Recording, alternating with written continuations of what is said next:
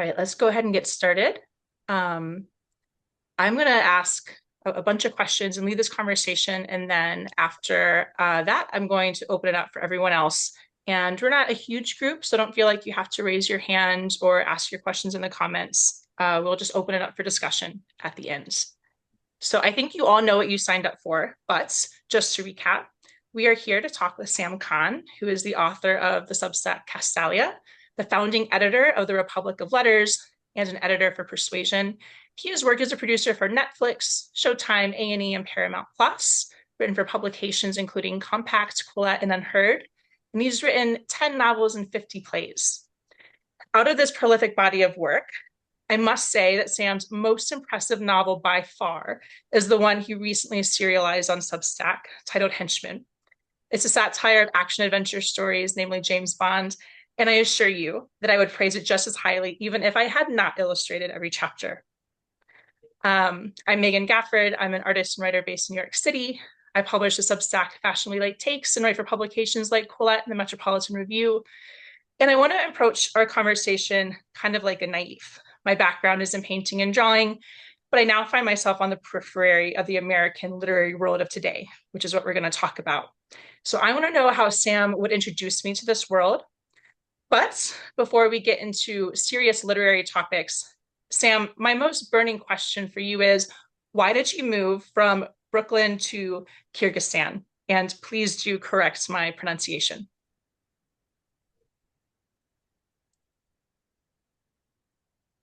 Sam, did we lose you? Yeah, I'm sorry, you lost me for 1 second. Okay, Did but you hear my I'm back. most burning question? No, so I'm in a country with I live in Central Asia with the Wi-Fi is a little spotty, but I'm on a system that should work. Can you ask the most burning question again? I heard the rest of the intro. Well, that kind of was my most burning question. Why did you move from Brooklyn to Kyrgyzstan? And tell me if I'm pronouncing that right. Yeah, that's good. So first of all, it's really thank you to everybody who's here. It's really a pleasure. It's really Megan. It's really nice to meet you. So just to kind of introduce this connection, I wanted to do. I knew Megan's writing already, and then I wanted to do illustrations for Henchmen, and thinking it would just be some like sketch artist thing. And then Megan did these just insane things that were just so made me so self-conscious posting every week because I had to check that the chapters were like hopefully up to the level of the illustrations. Oh, So it's really nice to be in the same digital space. Um, I mean, there's no huge reason for moving here. It was just I mean, with anybody above a certain age, I think like any life decisions are like kind of multifactorial. I'd been to Kyrgyzstan when I was in college for a summer, and then I was back doing some reporting during a some civil unrest that they had, and just met some people here, and then it went out of my life for a long time. And then I came here just to teach a semester at a university, met somebody, so I have a family. And so it's just one of these things that works out. I had told myself that, going way back to Trump's first term, that if he was reelected, it's kind of like a, you first time, shame on you, second time, shame on me kind of thing. So I told myself if there was another Trump term, I would try to get out of the country. And as it wow, happened, you really I followed just through because so many people joke about moving to Canada or something, and you didn't even go to Canada. You just like took off. on to the other side of the world. Yeah. Um, Yeah, I mean, I can't totally claim credit for this because I kind of made the move in 2023. But I am, to be honest, I'm glad I did. Like, there's this whole thing. I probably pay more attention to it, but just a lot of people leaving the US, this whole kind of like expat thing right now. Everybody seems to be going to Spain, seems to be where everybody ends up, and I recommend it. Like, I think there's a lot to be said for just. Um, there's kind of a new way of living that if you have solid Wi-Fi, which is a little bit of a concern to be honest, then and it's if you live you're remotely, if you work remotely, which is a luxury, but if you can do that, then it's really you can live anywhere. And Central Asia is totally uncharted. I mean, like I know probably one or two other Americans here. And there's no real reason why not. It's completely livable. I'm able to do, I like the work I do here. My main work is with a magazine that's based in the US. And then there's Substack. So it can get a little bit lonely not having English around me. So that's why I really look forward to, to something like this, to being able to connect to people. But if you are in a place of thinking about expatting, it's not the worst thing in the world. I can't remember who said this, or maybe I'm paraphrasing various people who said something similar to this, that you can't know your own country until you've been to other countries and you understand that contrast. Yeah, it's definitely something I've been writing about and thinking a lot about. I mean, like part of it is just my nature is that I do like to travel. I do like to be in kind of other places. Uh, so that just appeals to me. I always thought I would live somewhere else, and because I'm from New York, and I always thought this was the greatest city, it was like where else could I possibly live? Um, but being here. Yeah, it's interesting just looking back in America and just all kinds of things show up. I mean, we could talk for a long time about this. Probably the most interesting one is that just common sense, a lot of things that are like common sense to me are not common sense here. Like just kind of like very, very root levels of thinking about things are pretty different. Like it's complicated. It's hard to talk about because it's like on a surface level, everything is kind of the same. Like they have these great malls, and if I, a lot of my life is in coffee shops, and a coffee shop is the same thing. Like I can kind of feel like I'm anywhere. But I had a work project recently that didn't go well, and it was just like just getting to this understanding this layer that people operate in is like really, really different in terms of like what a meeting consists of, how you go about a task. So some of these things are just so different, and that's very refreshing to think about the U.S. A lot of what I've been doing though is thinking about kind of what American culture is. So that's probably why I chose to write Henchmen earlier this year, and then I wrote another novel after that that's a similar kind of thing. So it's just this very weird experience to be sitting in a Russian, Central Asian environment on the other side of the world. And then what's on TV is all these American pop culture things, or what cab drivers are listening to as rap. And my students were making fun of me because I wasn't following like the P. Diddy trial in the way that they were, and I don't know like the celebrities they know. So so I remember a Russian saying to me at one point, like everybody from Russia or different parts of the world, they really have two passports. They have their own, and then they have this kind of American pop culture thing. And so that's a lot of what I've been doing is kind of like living in that kind of weird sort of simulacra of like American culture and trying to kind of explore what that is. I mean, like at the school I was that I was running for a bit, it was like every single student or my college students, like every single one basically wanted to go to America. They had no idea what that involved, but somehow that was in their head, and they do speak English and they do know all this stuff. So it's like just trying to understand what that thing is that's very different from the brick and mortar flesh and blood America. To me, that's been a whole really interesting challenge. Um, And and yeah, this seems to be kind of a tradition in American literature, this expat experience. And I say that really with limited data points because, like I said, I want to approach this a bit like the naive that I am. I'm not as well versed in literature as I am in my own artistic background in painting and drawing. But James Baldwin looms large in my imagination. And he was famously an American expat who discovered, at least for a time, what it meant to be an American while in Paris and traveling Europe, and kind of reneged on some of those ideas later after he returned to America and got really entrenched in the civil rights movement and all the sacrifices that involved for him. But can you tell me, am I correct in wondering if this is a larger literary trend? And what are your thoughts on the expat American literary type?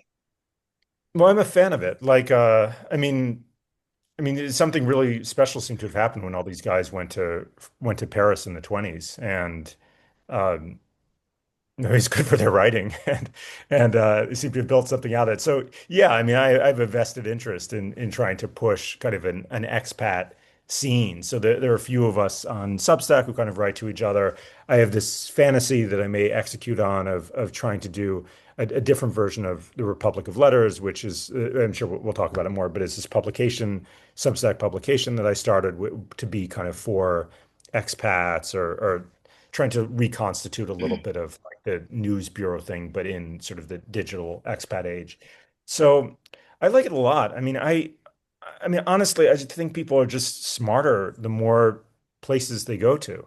I can just something that has happened to me over the years, sort of watching just different things in my head that seemed very important and kind of the way that those shed off of me. Um, and just this feeling of like, yeah, it's a big world. You know, a lot of things that seemed really important to me in Brooklyn or seemed important in a discourse just aren't necessarily. Some things are pretty embedded, some things are very hard to get rid of. But just yeah, I mean, I think that yeah, it's obvious to say, but this kind of adding perspectives is important. Um, yeah, I mean, if I read this is getting to the American literary world of today, I guess. I mean, it's really parochial. Like if I read the books that are winning all these prizes. Like, I mean, they're all it's like in this very narrow band of reality. It seems to all be people who are, I mean, honestly, it's kind of my class and world, so I'm somewhat interested, but people having sort of love affairs with each other in New York City. And I don't know, like there's more to the world than that. And I also think that this has been in my head since I was about 20, that I mean, America is an empire, like it is.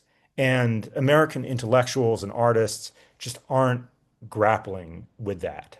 And I think it's a real deficit in our culture. It's like, um, I don't know how to think about it. If like, every, Roman writer was writing about, a love affair in one neighborhood in Rome. Like, I mean, we should be thinking in this much bigger way. Uh, so that's been a major project of mine is trying to get my thinking a little bit broader and trying to kind of up my game in terms of my writing to reflect that. And go ahead and tell us more now about the Republic of Letters and what your goals are with that versus your personal Substack, Castalia, and the work you do for Persuasion, which, for anyone not familiar, it's a magazine started by Yasha Monk, who's corrects me if I'm getting his title wrong, but like a political theorist. And so the magazine is, to its name, it's about persuading people across different political persuasions in America. So it's very much about America and our politics. Although, you guys publish essays that are a bit more wide ranging than that specifically, but that's my understanding is the central motivating goal is to foster conversations between our very tribal and acrimonious politics right now. So, how do you view your different roles in these different publications, and what are your goals for the American literary scene in each of them? Sure. So there are a few things in there. So persuasion. So right. I mean, Yasha Monk is awesome. He's a Johns Hopkins professor. He's just one of the. He's kind of one of these celebrity academics. He was. I think he really got famous for being one of the people who, through in a social science way, kind of predicted the rise of Trump a little bit before other people did. And so he started Persuasion. He started it in, I believe, in 2020 and he has a pretty big following and has about 100,000 subscribers now. Now it's partnered with Francis Fukuyama. It's kind of a particular niche. It's basically it's liberal. We're liberal. All of our grants have the word liberal very strongly in it. And Um, by that, I would clarify, I think you mean like classically liberal rather than synonymous with left, which is right, an yeah, American yeah, conflation. exactly. Exactly. So that's kind of our niche is basically being true to the preserve of liberal thought and then tending to push back at the excesses of wokeism and progressivism. Um, and so especially in kind of this period from like 2020 to 2022 when things got really weird in American discourse, I think that was one of the publications that really was kind of a salve to that and was just trying to find kind of a reasonable middle again. So I mean my trajectory is a little bit different. So I'd always been a writer. I'd always been kind of crazily writing, but I couldn't find any vessel, any outlet for it, really. So I just had all this stuff piling up on my laptop. And then in 2022, I just sort of had this. I've been working as a producer in documentary film, which I liked, but wasn't like the thing. And then in 2022, I just kind of had this moment of like, it's going nowhere for me with traditional publishing, traditional magazines. I'm just going to pour myself into Substack, and I just started writing really prolifically on Substack. And then within a few months, I was lucky enough to find the persuasion job, which I think is honestly one of the few kind of paying gigs through the Substack world. So I'm an employee, I'm an editor. I'm executing on Yasha's vision. But then I'd been writing probably a couple of articles a week on my own Substack and just kind of a whole range of things, putting my fiction out, just a lot of stuff. And then it started to, and I really became a fanatic about it. I am a fanatic about it. Like I think it represents, kind of the last great hope in a way of kind of what literary culture should be. And I just think it's exciting. I mean, I think literary culture for a long time has been based around like a print model, and that's all right. But it's like this A.J. Liebling quote that, freedom of the press is great if you have the money for a printing press. And just what Substack inherently does, what the internet really inherently does, but Substack just does it in a consolidated way, is being able to democratize all of this. So I'm a huge fan of it. It's changed my life. Whatever happens with the platform, I'll always be deeply grateful to it. And then this year, it started to feel like there was kind of momentum for a publication. An issue with Substack is that, I mean, it's just a crowded sea in there and everybody's writing as themselves. So I thought it would be a good idea to do it in to have publications. So initially, I kind of I initiated this thing, the Metropolitan Review. We then quickly had a falling out, and then I started the Republic of Letters as a parallel publication, and and the Republic it's started in April. I just love it. It's based on kind of a different philosophy of editing, which is basically that I don't edit very much, and it just kind of put out calls for the kinds of pieces that I would like to see. I organize contests, I organize debates, and then try to set kind of a tone and basically just let writers write as themselves. And so I was trying to get at a few things. One is that when I freelance for publications, it's just never a pleasant experience. Like it just drives me crazy. I just feel With the like, editing process? Is that why you have a yeah, light touch? yeah, exactly. Like the usually if I write for other publications, the piece just gets edited to shreds. And and you're just in this position if you're a freelancer, you're a contributor where you can't really fight back because you don't want to be kind of that guy. And the editing is basically a sort of political exercise. They really want the tone to match. And in the end, I just feel like it's never the piece I wanted to write. So one thing I wanted to do was to be the kind of editor that I would want in when I submit a piece, which is basically no editing. So I don't do like I usually let people, keep even their like punctuation idiosyncrasies. So decide to really embrace this feeling of heterogeneity. And then the other thing I that appreciate that as someone yeah. who fixates on those kind of idiosyncrasies. I'm constantly going back and forth with myself on do I want a space between the word and the em dash or not? Like all these probably Yeah. meaningless details that no one pays attention to, but boy, do I fixate on them. I must spend like I'm probably 60% of the time when I'm getting a piece ready for publication, that's the question that's in my head is whether there should be that space or not that space. And I haven't or how you do an ellipses. So yeah, I mean these are things that I like actually care a lot about. But I mean, writing is just a very singular individual thing. So I just never understood this thing. I do understand it in a political sort of way of why editors feel this need to control, why publications feel this need to control. But as a writer, I hate it. So I wanted to have like a writer first publication. And then the other thing with Republic of Letters is I wanted something that was more democratic, that was like appealing to all this kind of talent that I feel like is in the Substack verse. And that to me has been insane, actually. That's been really gratifying is to, I don't want to give Republic of Letters too much credit because people can do it on their Substack anyway, but just things where it's like, somebody writes a piece and they have like 5 subscribers and the piece is awesome. And just like that, like there are few things in life that you can be proud of. Like that's something I'm proud of is, being able to give an audience of, at this point, it's about 6 or 7 thousand subscribers to that. And what it's done, because I do have a lot of like snobbery and just kind of literary competitiveness in me. This is something that is a real battle that I have with myself. But what that's done is it's really forced me to kind of grow up and push open the boundaries of what I think of as good writing. And and the truth is, there are a lot of good writers out there, and there are a lot of ways to be a good writer. Like you don't even have to have great style or a great education or whatever it is. I mean, to me, it's just like if you write honestly, you about your own life, but write honestly, like that's 95% of the battle. Can you And back up for a second and explain what do you mean yeah, by grow up as a writer? What did that mean to you? yeah, good question. What that means is, I I always had this thing, I was as a kid, I was reading a lot of this sort of like Harold Bloom kind of literary criticism, and it always literature to me always felt like this small, cozy world.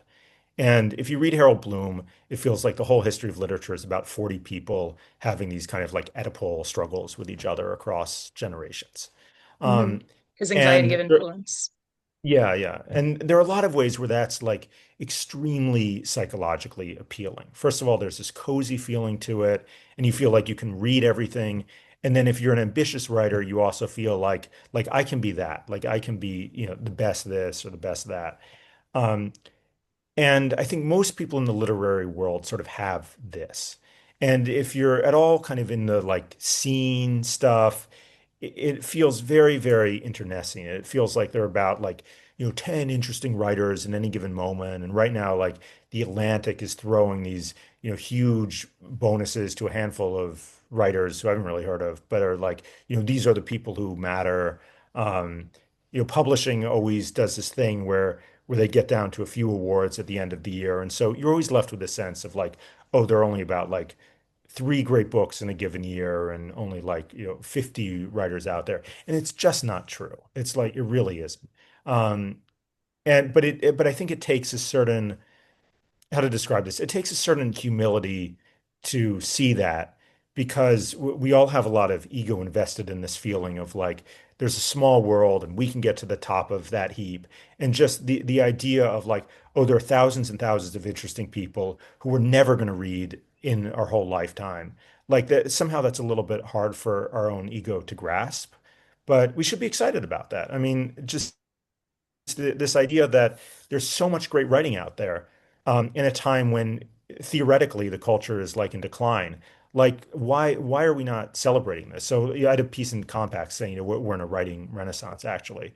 And I really believe that. I mean, in spite of the fact that like uh, everybody under the age of 25 seems to be going illiterate. But if we leave that aside, um, just to be excited about this window of uh, the internet creating opportunities for people who wouldn't have had the confidence to write it all in the first place, or their stuff would have just been moldering on a laptop, and that can actually be read like holla fucking lula, lula, holla fucking lula, Hallelujah. Um, it's like it's great. I mean, it's really exciting. So the idea with the Republic of Letters is to be kind of a conduit for that. So you're talking about having the humility to not think of literature as merely a scene. And it also sounds like being willing to give yourself permission to develop your own taste and not have that be dependent on the tastemakers. Yeah, yeah, yeah. I mean, just the like with every day that goes by, I tend to see like the literary establishment as being more and more of a racket. Um, it's not to say that they're bad. Like I understand what they're doing. Like it's a business and everybody needs to survive and all this stuff. But just kind of this the way that the history of literature that I kind of grew up with, where it always seems to be about like three people in a given generation are the only exciting writers, and everybody else is like minor. You don't have to worry about them. Like that's a whole mental block that I do feel like I'm getting past, and I do feel like I'm able to see like all this talent that's out there and all this achievement that's out there that's just never going to be recognized. And that is tragic, but is also, but should be exciting. And what drives me crazy is when I see that like a lot of people, and especially the sort of literary tastemakers, they just can't get past that block. And so like I get Mm. into all these arguments with people on Substack where I'm like, Substack's great. And they're like, no, no, no, it's, the only thing that's interesting is what's in the New Yorker and Substacks for losers. And The New I mean, Yorker just joined Substack, I think. yeah, yeah. Well, I'm about to write an anti-New Yorker piece that I'm very excited about. Um, but yeah, so that's kind of the zone where I'm in is about like I have a few kind of private terms for it that I think of it. There's like the big tent where you just have like lots and lots of writers and it just you just understand that there's so much human achievement out there and you're never going to be able to organize it in any kind of like streamlined way in the way that the sort of librarians and the publishers and the reviewers want you to but you just have to feel excited about it. So that's for me that's kind of the revivalist spirit or like the church of the big tent.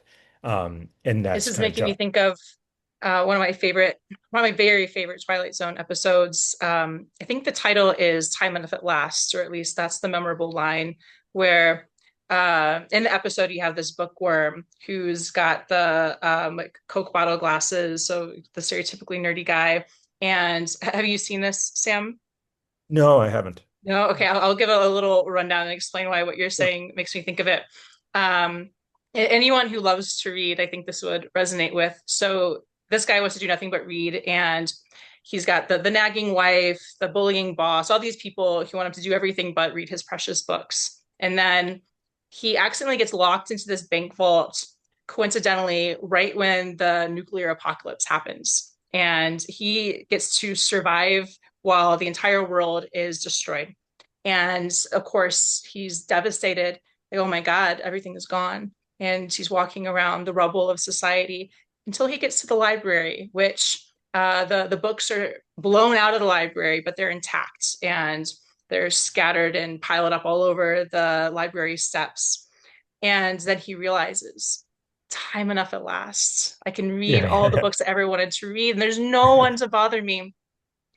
And in his moment of jubilation, these thick glasses that he clearly needs to see even an inch in front of his face fall off and shatter. And now he's left all alone and he has time enough at last, but he can't read. So it's Oh just no. horrible tragedy. And it stuck with me since I saw it as a kid as it's like you finally get what you want and then it's torn away from you. It's terrible. So he's, of course, thinking about this culmination of reading from books people have written throughout human history that he can read. And I'm thinking now, too, what you're talking about is that even in this present moment, even not thinking about the breadth of human history before us, there's never going to be time enough to read all of these fascinating writers and to even discover them. People are going to go unnoticed. And that there's not time enough, there's not recognition enough, there isn't attention enough to go around, and that's tragic. But it would be so much more tragic if that was not the case. It's also a really good problem to have. Yeah, yeah. I mean, there are a lot of things that come to mind with this. There's a movie, Waiting for Sugar Man, that was very kind of formative for me. I You haven't guys, seen that one. I don't know if you know it. It's a documentary about Sixto Rodriguez. It came out at like 2012, and it was a really big deal at the time. I don't know if I don't see people kind of nodding their heads, but but the story, it's the best. I'll do it very fast. I mean, it's the best story ever that he had been this kind of top musician in the 70s, 60s, 70s, kind of Bob Dylan, Leonard Cohen style. And his music just didn't get picked up. So there are a couple albums, he gets dropped by the label, kind of goes away. And he becomes like a day laborer in Detroit. kind of really tough life. Um, and then at some point he gets a call just out of the blue saying, "Hey, can you come to South Africa?" And he's like, "Okay." So he gets on a plane. He's with his daughters. He goes to South Africa, gets off the plane, and there's a limousine waiting for him. And he sort of goes around the limousine and it's like, wait, this is for you. And then he's driving down the highway and all the signs have his face on them. It's like, oh, that's weird. And then he gets to the concert and there's a musician, then there's a band backstage and and it's a cover band that knows all of his songs. And one of the musicians pulls up and they have a tattoo of like his music. And he gets up, and you can see the footage of this. And he gets up. He hasn't played guitar publicly in 30 years. His daughter has never seen him play for something. And there's a full house, a full audience of 20,000 people who know all the words to his songs and are singing along with him. And it turns out that it's a complicated story that these bootleg records had gotten into South Africa and he'd become kind of the anthem of the apartheid movement, of the anti-apartheid movement. And he's like, bigger than Elvis in South Africa. He had no idea the whole time. And and so this movie and the story of it became a sort of like theological question for me. It's like, is this like a one-off thing, or are there, lots and lots of Sixto Rodriguez's around who just never happen to have their music picked up in South Africa? And the answer is probably the latter. The answer is there are a lot of fucking great musicians out there. Why wouldn't there be who just, for this reason or that reason, kind of never broke through kind of in the business. And so just something about that kind of explodes a lot of the categories that we have in our head. Um, so that's This is this is getting into one of my questions I prepared for you, which is what is the most underrated thing about the American literary world today, and what do you think is the best way to find this hidden talent? well, I mean, to be honest, probably starting a publication on Substack where you invite people to write in it as contributors, it would is a good way to do it. So you find I've just been blown away. Like I just find a lot of people who are, I think their stuff is, very, very publishable. So that's certainly the good news. I think the bad news with it is it tends to be a little bit different depending on the category that you're writing in. Like the Republic of Letters tends to prioritize like personal essays, and personal essay. I mean, people are just good writing about themselves. Um, I think it's really true that everybody has a story or many stories, and just kind of the way we're taught in school, like we learn how to write essays. What we're not so good at is kind of stories or fiction. And so I'm not as convinced that there's just a huge like well of great fiction that's sitting out there that's kind of undiscovered. So in terms of the question, what's underrated?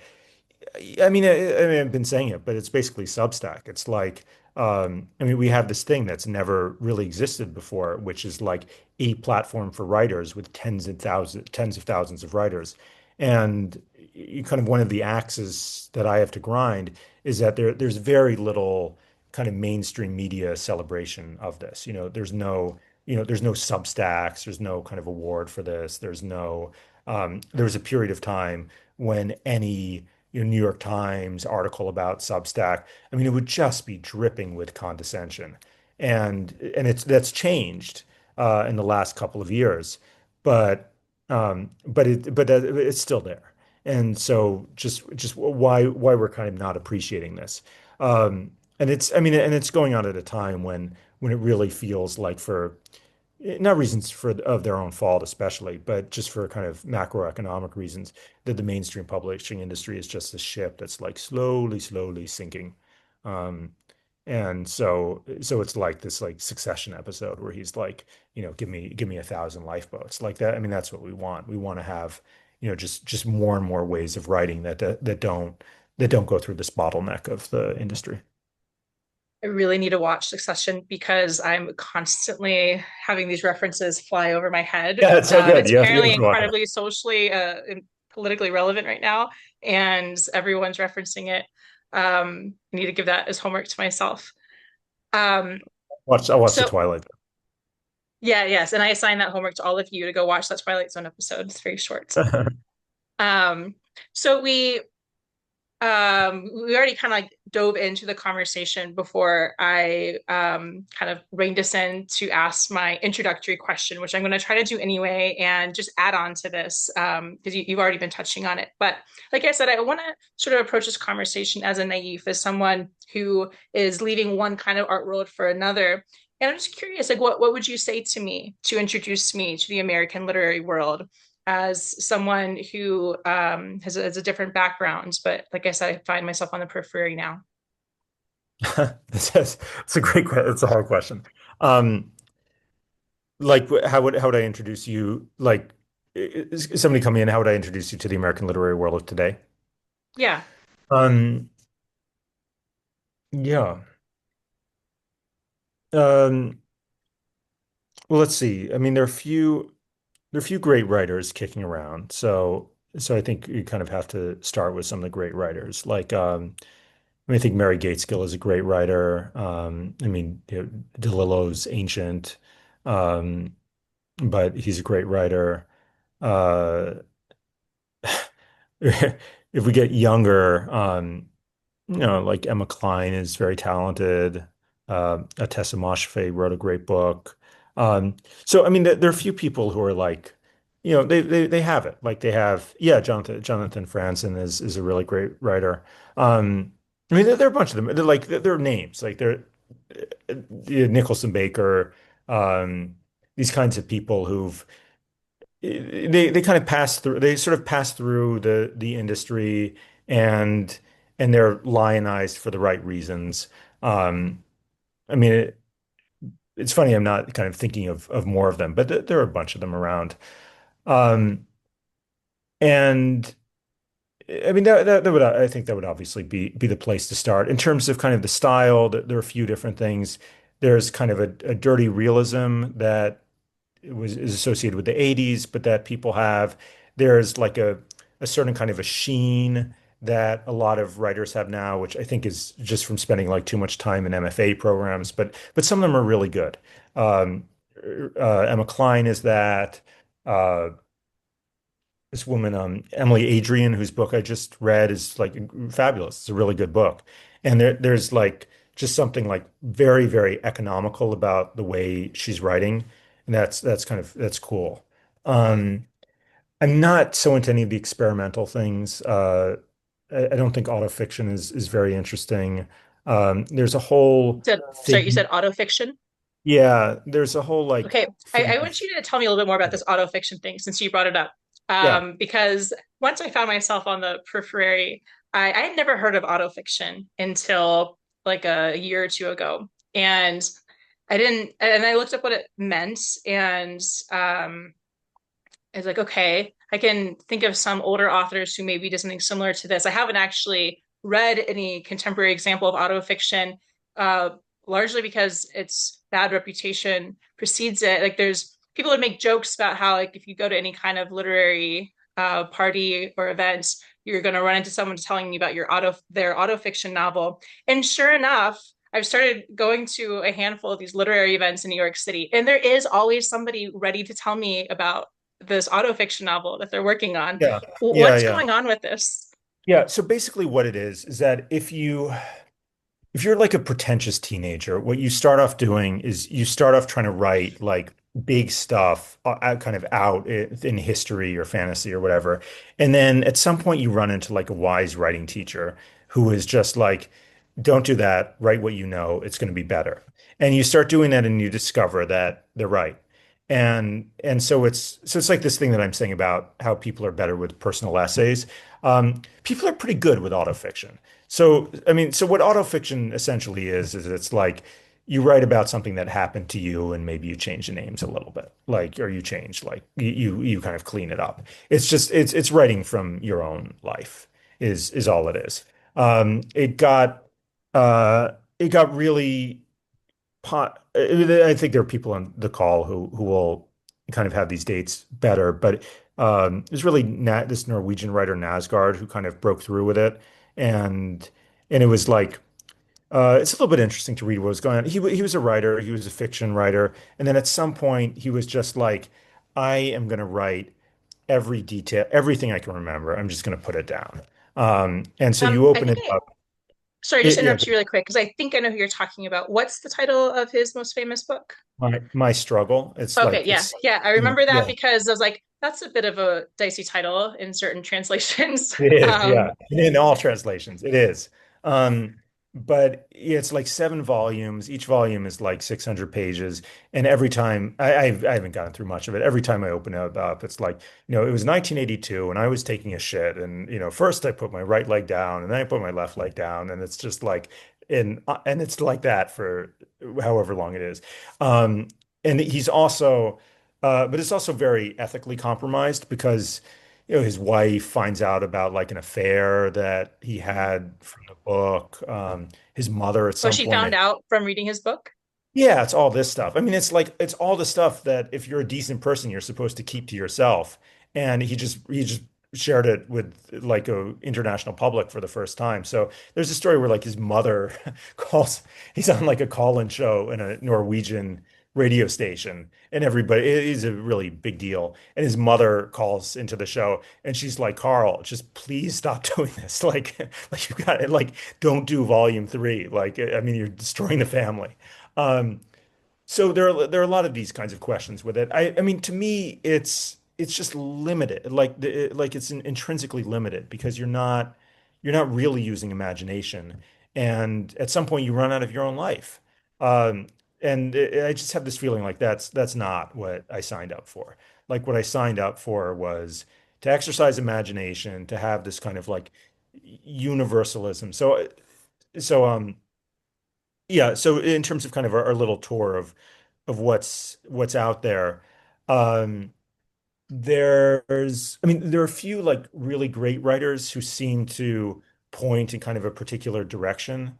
So like Nicholson Baker, who I like a lot, who is uh, he really broke through in the 90s. I think he's pretty old now. And what he has is this like extreme miniaturism. Like it's his first book, the Mezzanine. The entire thing takes place in a escalator ride, and a lot of it is about like thinking about like number two pencils and pencil sharpeners. Annie Baker is a That's the kind of literature I'll really understand. I also spend a lot of time thinking about you would different love pencil you hardnesses since I you draw. would love yeah, you would love it. I can tell you if you haven't read I mean, he's really funny. Like, so we started off doing kind of office life, and then he does the same thing, writing about sex, but as if he's writing about number two pencils. Um, I mean, he's great. Annie Baker, I would say, is kind of his equivalent. She's a playwright. She just uses like a lot of her plays are silence. She has this famous play that's where the actors are sweet. They spend their custodians in a movie theater, and probably like half of the play is just them sweeping. Which sounds unbearable, but she's really, really good. So there's kind of this like miniaturist, kind of Quakerist direction that's interesting. Um, David Foster Wallace is a big deal, and he seemed to point in this kind of maximalist direction, like just this kind of like um, logorrhea. He does this thing that I really like, where he'll kind of focus in on like a moment, and then he'll work on that moment from as many different angles as possible. So there are these copious footnotes um, that are kind of like giving this kind of panoramic view of a moment. Um, but then he And died, and it's like nobody can use. I haven't seen anybody use footnotes after that because it's all Foster Wallace. But there's kind of that is in the to pause on him for a second, I actually recently started Infinite Jest for the first time. And um, I've been trying to maximize my time by multitasking. Or I listen to a novel, an audiobook at the gym, and they include the footnotes in the audiobook. So I'm getting the footnotes. Is maybe an unconventional way to read a book like that. It's a little bit jarring when the footnotes suddenly like ding, they throw them at you.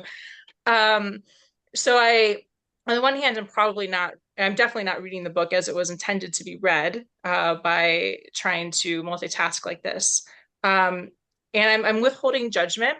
It's like a 64-hour audiobook. I think I've gotten through like 6 or 7 hours so far, so I'm still at the beginning. Um, and yeah, I'm withholding judgment. And I am curious what your thoughts are. You are pro infinite justice. It's very polarizing. I've been I didn't finish it. By the way, reading it, listening to it as an audiobook, you probably will go insane doing that. Like it's more All right, you likely guys than are not. not going to want to talk to Uh, me 60 yeah, hours later. yeah. At a minimum, you'll be if you actually go through it, you'll become unbearable. Like you will you'll become but it will be a crazy making experience. I never finished it. Like I tried to read 200 pages of it and kind of didn't really get into it, which is something a lot of people have. And then I think most people who've read the whole thing say it's really wonderful. Um, for me, There's some his selection bias in who finishes it. yeah, something, but I think he does kind of like I tend to trust the people who say that it really does kind of work at some point. His nonfiction, I think, is better than his fiction. Um, yeah, I think I'm agreeing with what DJ is writing. Uh, my recommendation, if you're new to him, would be to start with an incredibly fun thing I would never do again. And there's a book of his essays. The incredibly fun thing I would never do again is about a cruise ship. And he's just totally like mismatched on the cruise ship. He's this kind of like intellectual guy, and he's trying to engage with like av with the kinds of people who will be on a cruise ship, and it's just miserable. And that's what it's about. Um, and so this feeling of America just kind of like turning into like the land of the lotus eaters, and his kind of being like the only person who has this like active brain and just kind of can't connect with the people he's around. Um, that's kind of the heart of him for me. Um, yeah, so that there's a book where that story is included, and there's a bunch of stuff on tennis because he's obsessed with tennis and he writes very well about it. Um, the hard thing with the fiction, this gets into the auto fiction thing, is that once he's in third person, once the I goes out of it and he's writing characters, just a little bit less interesting. Like his persona is so drives the nonfiction so much that it's a little bit hard to get into the fiction. I mean, the other people to be aware of, I mean, George Saunders, I don't really like so much, but he's kind of like the dean of American fiction at the moment. And he's on Substack, and he does something innovative that it's about sort of like living in a kind of cartoon reality. Like his stories feel like the equivalent of watching like animation. Um, so there's, so it's just kind of going back to the question, like what would be the entry points? Those would kind of be the places to start with, the sort of dirty realism, this kind of huge like unfinished legacy of David Foster Wallace that's sort of left hanging from when he committed suicide. People like Saunders who are really trying to deal with the kind of like digital reality. And then I guess there's sort of a younger wave that's trying to deal with like the purely like online world. I don't think anybody's comes to mind who's really hit it. Probably the best one is Patricia Lockwood. Um, what's her book called? I feel like DJ knows it. No one, no one is talking about this. It's basically about Twitter. It's about sort of like living. Half of the book is basically like her tweets and sort of like living on Twitter, and then her sister has a baby who's dying, and just sort of the juxtaposition between sort of this living in the simulacra and then the sort of like Earth to Patricia, there's also a real world that you have to deal with. That's what she's dealing with. Come to think of it, Utessa Moshfegh, her book, My Year of Rest and Relaxation, is basically about the same. It's about the same thing. It's a character decides to to kind of numb, go into this sort of dream world. She takes these very strong meds to numb herself for a full year and just kind of vacate her own depression. And it's great. It's a really good book. So, I mean, those are, it's kind of what you would expect. Like there's, people, like if you read The New Yorker, their stories are all pretty much straight realism that's dealing with the world as it is, which I like, I'm fine with. And then people are just like, okay, we have the cyber reality. We have to deal with that in some way.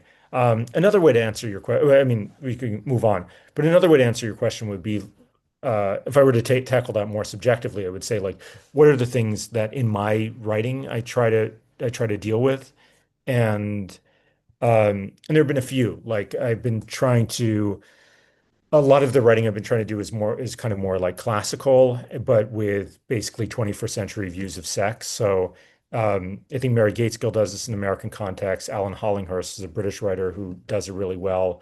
Where Hollinghurst, it feels like you're reading a Henry James novel, but then there's lots of like gay sex. Um, and so just like the ability to be explicit as opposed to what writers for a long time had to do, where they basically had to cut away once it was going to the bedroom. Um, Recently, I've been getting, I felt like, first of all, nobody was like reading these stories. And then secondly, I was just getting like a little bit tired of them. So I've been trying to move into a different space recently. So one is Henchmen, and then the novel I wrote after Henchmen, which is about where Keanu Reeves becomes a serial killer. And it's kind of the stuff we were talking about at the beginning of like seeing American culture from the outside and sort of like living in this world that's ungrounded but is American pop culture where we all get the references. And then right now I'm working on kind of an online novel. Everything is set online.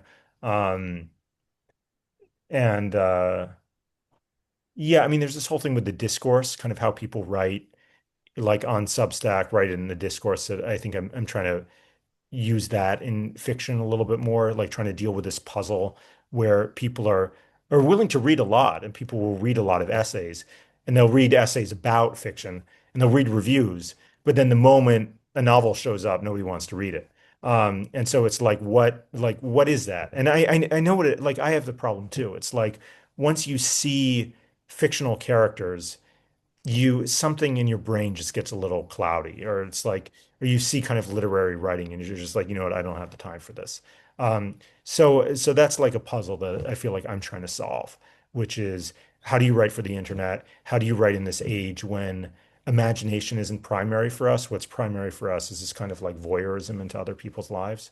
So anyway, Mm. it could go on for a while, but So one thing I'd like to understand about the literary world is because, of course, all of the arts are operating in the same culture at the same time, but we have our different like neuroses in the different arts. So, in my world, in painting and drawing and contemporary visual art, over the past century or so, there was this turn away from beauty, and it was very explicit. The many of the artists themselves, beginning with Duchamp, uh, very clearly told us that they either wanted to have nothing to do with beauty, um, and in a way where it wasn't about ugliness, because ugliness can pay a compliment to beauty. Ugliness is defined in its opposition to beauty.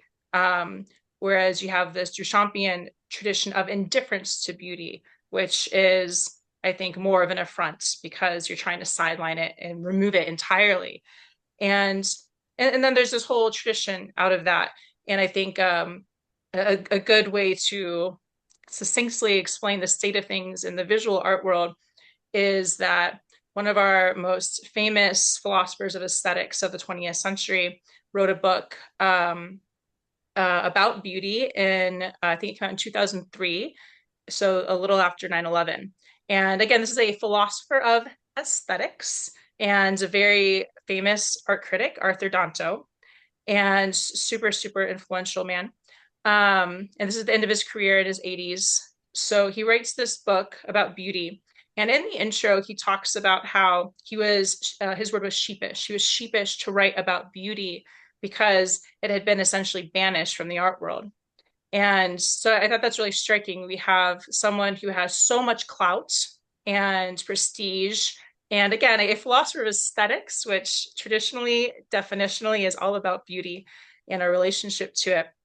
Um, he says it took 9/11, one of the most brazen terrorist attacks in history, to make him reconsider beauty. He saw these moving shrines around New York after 9/11 happened that helped him realize that beauty was something that the human condition really craved and needed, that it wasn't just one of the things that art is about, but it is a primary value on par with truth and goodness, and that this really gives human life meaning. And to me, it's incredibly striking that it takes this insane tragedy to get a philosopher of fucking aesthetics to think it's even worth talking about beauty without being embarrassed. And and he and one of his predecessors, Dave Hickey, kind of broke this taboo, and beauty went from being this taboo in the art world to being really embarrassing. And we're still in this merely embarrassing stage. So this is the world I'm coming from, where there's been this big turn away from beauty. It's been very explicit. And I wonder, is there something parallel that's happened in the literary world around the same time period of like roughly the 20th century? Or what are your pathologies that you're trying to exercise? Well, I mean, it's a very, very complicated question. Um, so I'm kind of coming around to this view that the art world is basically this big old scam. Um, and there are a couple of big things that have happened that aren't necessarily there's some parallels within literature, but they don't exactly map up. So one thing is that visual art just had this huge existential threat in the 19th century with photography, and photography coming along and just taking basically the whole, the mimetic capacity of art of what it had been doing for, thousands of years, and just throwing that into a machine. And so artists really had to figure out what to do with it. And so they solved it in this very interesting way with the Impressionists and with Picasso and these people to make it about kind of what you're seeing. So writing never exactly had that. Um, the interesting question is whether AI is that kind of existential threat to writing, and kind of whether writers are going to deal with that. Personally, I think it's not. I think AI writing sucks and is always going to suck. So I think it's less of an issue, but we may be kind of running a couple hundred years later into what the art world has been dealing with for a while.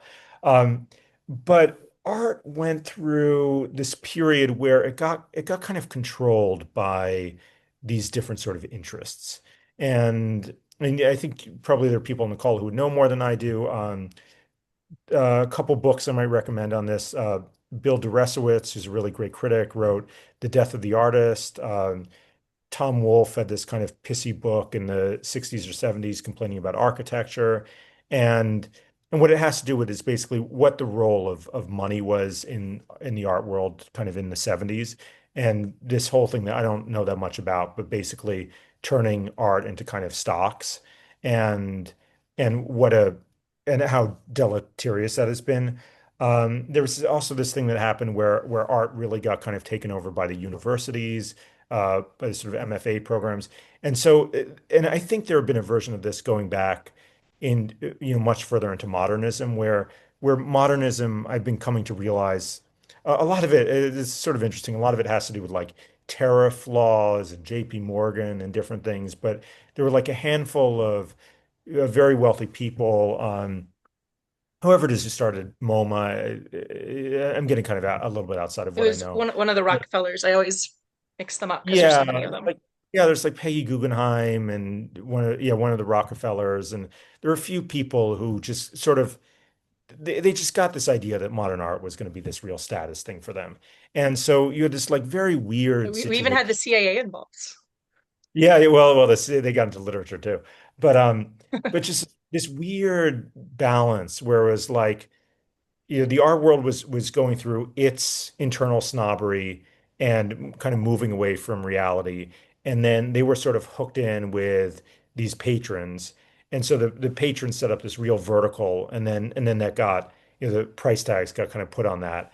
And like the whole public has been screaming for a century of like this isn't that good what you're doing. Like just draw a picture, like show us what you can do. Well, you mentioned Tom Wolfe. He wrote from Bauhaus. Our House was his big architecture Yeah, book, yeah, but yeah. then he also wrote The Painted Word, which is getting into this very specifically, and it's a pretty direct connection with literature, where rather ironically, these artists were trying to more or less claim that they were like removing anything literary from their work. Like you don't have paintings that are like a scene from a story now, which is one way you could think of as visual art being literary. But what they ended up doing is making it hyper literary, what Wolf calls the painted word.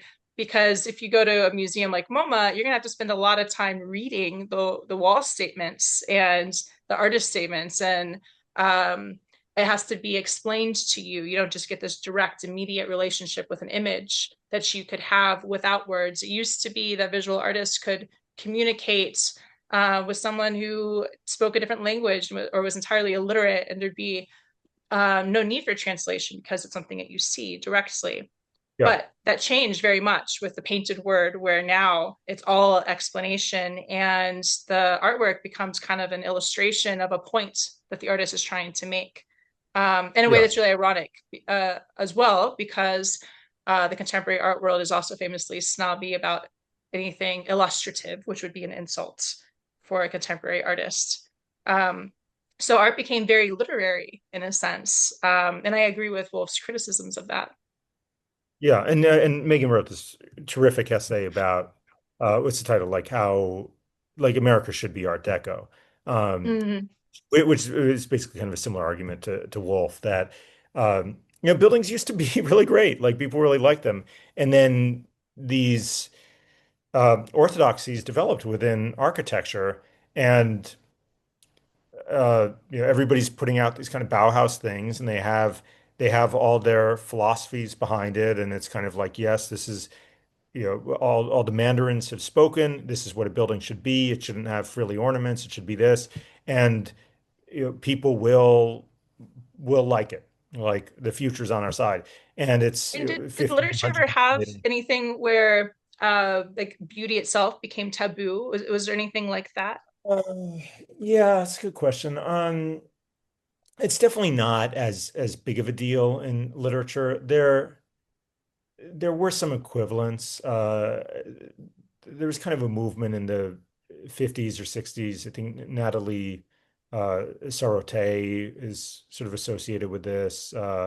Alain Robbe-Grillet. There was kind of a group of French writers who were doing some version of this, and they were kind of hooked in with like postmodern theory and these kinds of things. If you read a lot of like avant-garde literature, especially kind of like 70s, 80s. There are a couple of publishers that kind of put it out now. You'll sort of have the same reaction.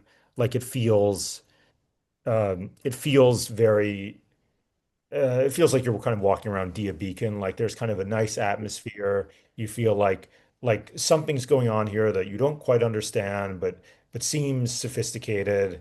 And there's a shop in Greenwich Village. What's it called? I think it's called Bookmarks on like 8th and Avenue A, for anybody who's in New York. And every book they have there is that kind of feeling. It's this feeling of kind of leaving realism behind and moving into this sort of experimental space.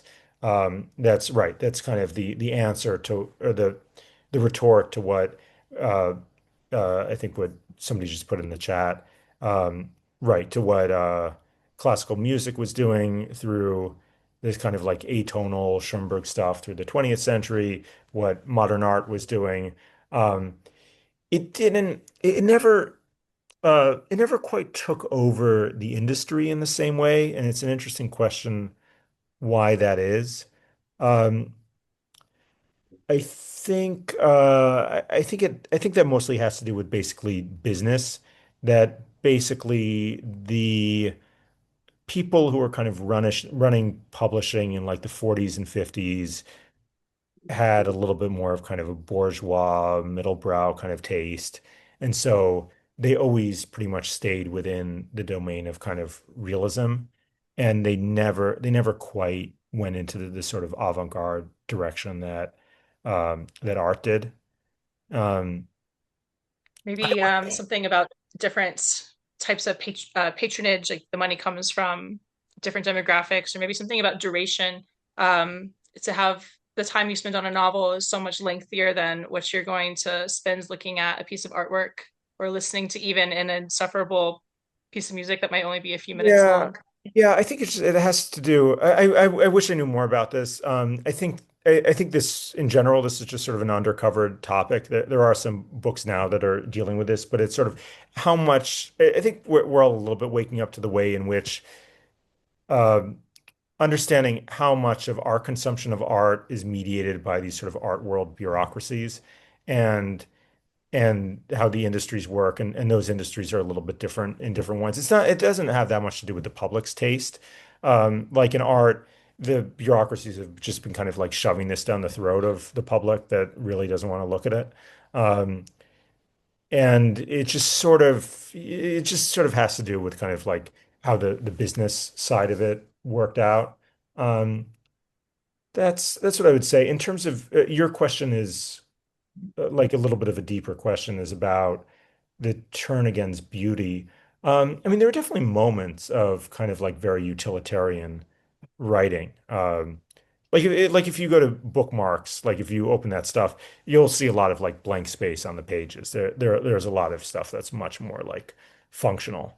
There's definitely like a streak in modernism, like I think some of the Gertrude Stein stuff, some of these things that kind of have that sort of like anti-beauty flavor to them.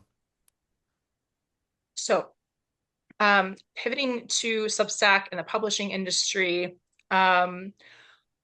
why not play ball with traditional publishing, and why decide to like I really did love Hinchman, not just because I got to illustrate it. It's uproariously funny, and so you produce something that's I think really great quality. So why make the choice to go directly to Substack and serialize it versus at least trying to shoot your shot with traditional publishing first? You mentioned Yeah, before yeah. that you were kind of trying to do that previously. Maybe you already just knew that was a bad route. And I'm curious more about your thought process behind that, because there's some genuine sacrifices, like the possibility of getting a book advance of any kind, some like real financial sacrifices to not playing ball.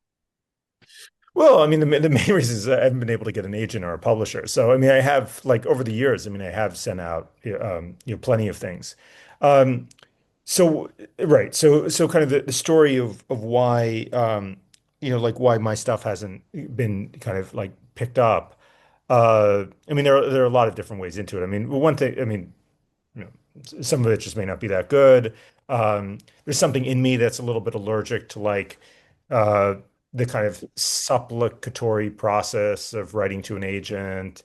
Um, I mean, there is this whole thing about woke. I mean, you guys may well have seen this kind of famous Jacob Savage article about like the vanishing white male novelist that they're just, I mean, I mean, it is just a fact. Like for, 10 or 15 years, I mean, I was not who, um, who anybody was looking for to publish. And so for a long time, what I was doing, I was writing plays more than long form fiction. And I mean, it just, I mean, nothing was ever picked up. So at a certain point when that happens, you just sort of have to say to yourself, like, okay, what do you want to do? And and and just something kind of interesting happened to me where I felt like when I was about 23 and starting to write, it was like I felt like I had this voice over my shoulder the whole time of like, oh, is this going to publish? What will, will the publisher like this? And that was the voice for years and years. And then at some point that just stopped being the voice. And it was a whole inner journey, and it just became much more fun for me to write. And I was writing in the way I wanted to.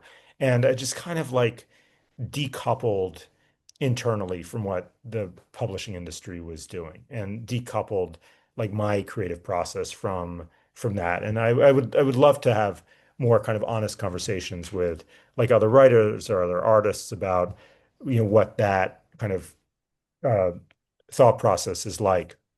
And then a few things happened to me. I mean, I just started like putting stuff out on Substack. Um, I just loved it.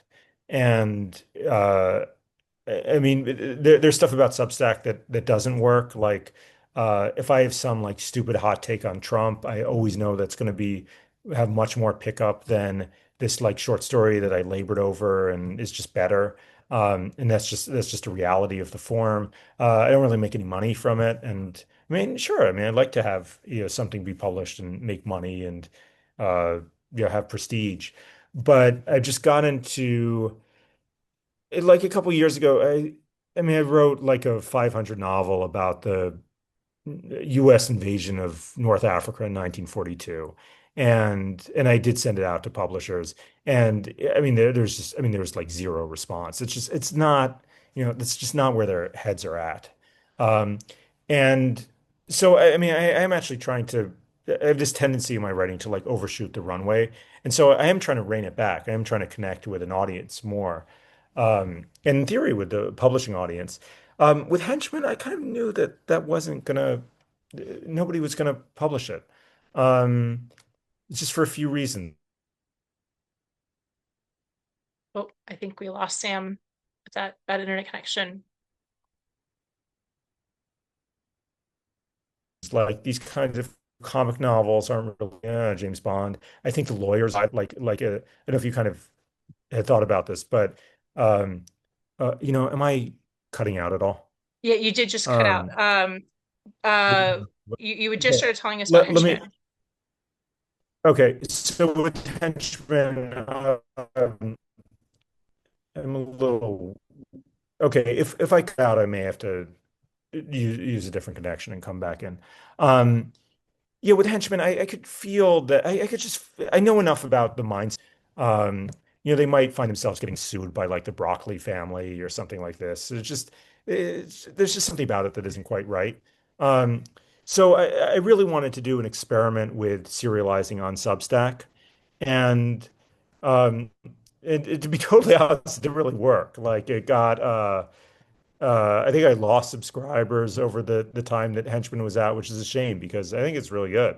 And and um and it is meant to kind of connect to the people, but it's just it has this problem with fiction not doing as well on Substack.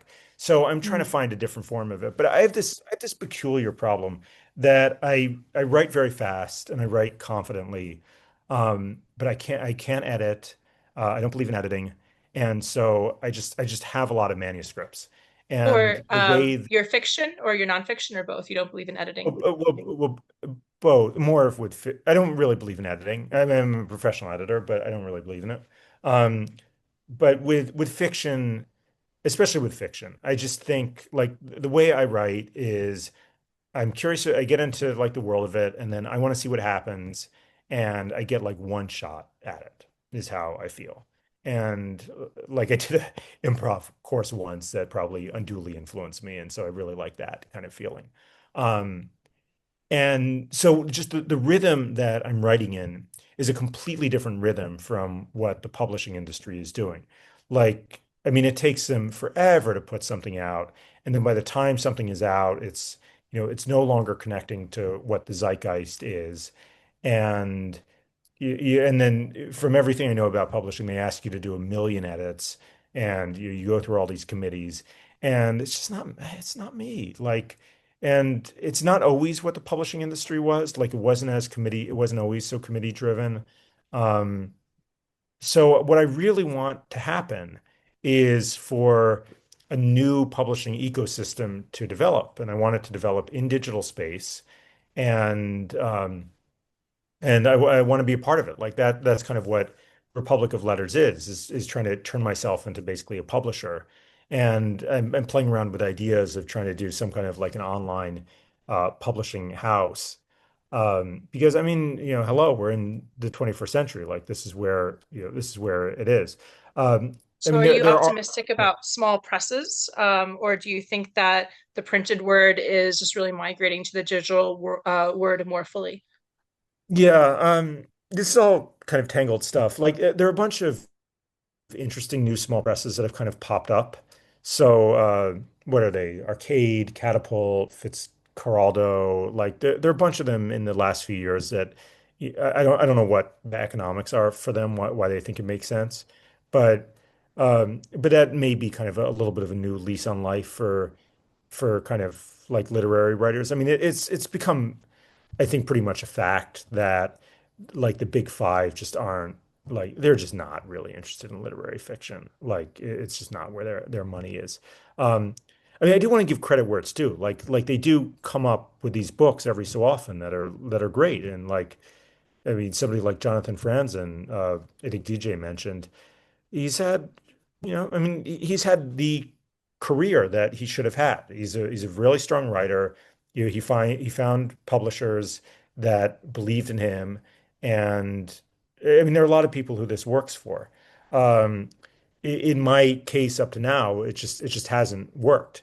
So I just need to find a different way to do it. And increasingly, I'm in touch with people who are of a similar mindset and I'm becoming more radical. Like I feel that there has to be something out there that can work for the internet, that can work for this energy. Where I'm not so optimistic is ever figuring out how the money can go simply because people don't want to pay for things online. Um, and so how do you so we're in this very weird moment where it's like watching the Titanic slowly sink, but but if you want like a square meal, you still have to get off your lifeboat and go into the Titanic. And I mean, make of that analogy what you will. But it's like but the sort of the prestige institutions, everybody knows they're kind of falling apart, but they still have all of this power because they have this kind of consolidation. So, the universities are still driving intellectual discourse, even though everybody knows that academic that there's something really corrupted within the academy. Um, the publishers are still driving the money because people are willing to pay for like a paperback to some extent. Amazon has obviously figured out this consolidated market for selling books. There's kind of this marketplace based on like book clubs. Um, so that, I mean, that's all functioning. I mean, just the energy is like just dropping out of it and the energy is in this other sphere in Substack, but the supply and demand doesn't make any sense for Substack because it's like, I mean, if there are thousands and thousands of writers out there, you have to choose who you give your money to. So I'm trying to be a little bit of a first mover with the Republic of Letters and to be like, well, give your money to a publication as opposed to individuals, which is like half working. And I think there is room for an online publisher to show up kind of in this space, um, which which I may try to do in some way. Um, but yeah, so it's like this very weird time where there's all this potential, even if people don't exactly see it, but trying to get the money to work is not easy at all. Hmm. Um, Totally different question for you. Yeah. Because of I was thinking about this because I got to illustrate Henchmen, and I was wondering, what do you think happens to a novel once it's been illustrated? How is the story affected by having someone who is directly influencing the reader's mental image? So, if you are reading something without pictures, you get to fully imagine what it looks like. It's kind of maybe like the experience where someone loves a novel and then they go watch the film adaptation and maybe it's not even about how they approach the story, but just the aesthetics could seem totally off base to someone. So I'm curious, you have the author's mental image of what these characters and these scenes look like that you as an author are trying to communicate. And then you give it to me and I superimpose my own mental image of what this is supposed to look like. And now the reader has inherited these two pictures. and then maybe has their own third picture, or maybe their own picture is so heavily influenced by what they've already seen that their imagination isn't able to run with the material as much. And I'm just curious, how does that feel, or does it have, and be honest with me, like, does have somebody illustrating your work kind of feel like an editor who's coming in and changing things that you loved about it? Or what's this experience like for the author, and how do you think It's it just, is for your readers? yeah. I mean, it's just awesome. I mean, I mean, really, like your illustrations just moved it to a whole new level. It's just, it's just it's really, really exciting for me. It's like an uncomplicatedly good feeling. Um, yeah, I mean, in terms of this stuff, like I'm becoming, maybe if you guys know who Marshall McLuhan is, I'm becoming kind of more of like a McLuhanite in terms of just really my understanding of aesthetics is shaped now much less by thinking about kind of taste and personalities and much more thinking about like structure and kind of the production of text. And basically what happened is that there used to be a much greater diversification of how text reached readers. So I grew up with these books. Like I had a kidnapped as a kid, and there would be drawings in it. And like some of the first chapter books I would read, it was great. Like there are these drawings, and I just love that, and they totally shaped my world. With my my imaginative world of reading the book. And there's it's just something or other happened in terms of publishers not wanting to spend money on illustrations. And so there became this kind of orthodoxy for whatever it is, 50 years or 70 years, where it's kind of like, oh, well, better to, not illustrate and just kind of have, have it in the image in your heads. And at some point that was kind of what I was thinking when I became like more of a serious reader. But it doesn't have to be that way. And so what's really exciting for me, and I'm getting more and more excited about this in my creative life, is being like, like we've been dealing with a particular kind of text for like 500 years. We've been dealing with, E.S. McLuhan calls it the Gutenberg galaxy. We've been dealing with that product.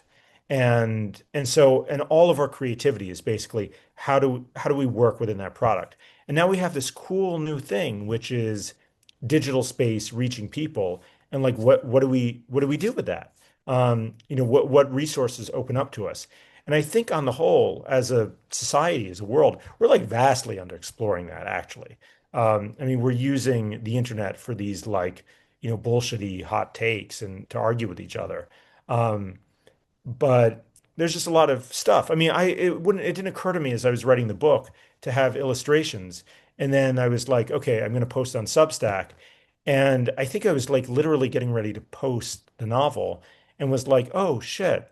All of my Substack posts have drawings, have illustrations.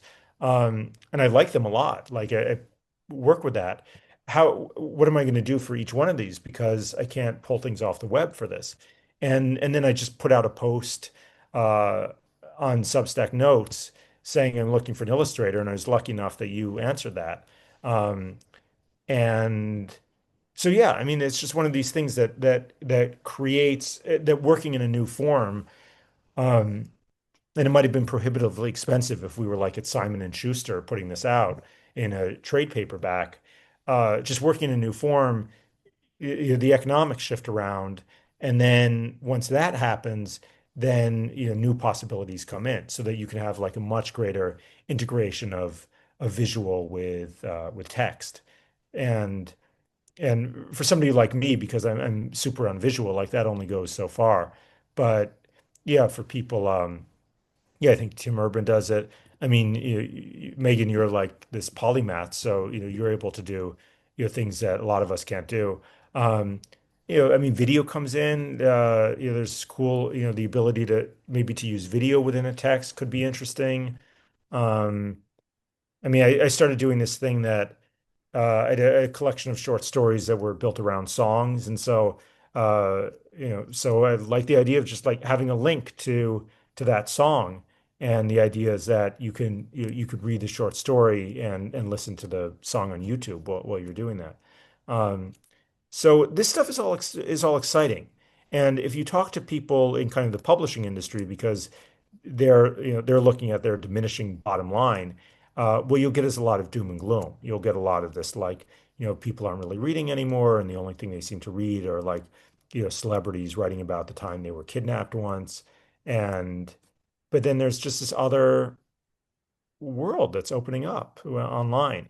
Um, how anybody can make any money from it is another question, but just the the creative possibilities for it are like huge and really underexplored, even this far into the internet's evolution.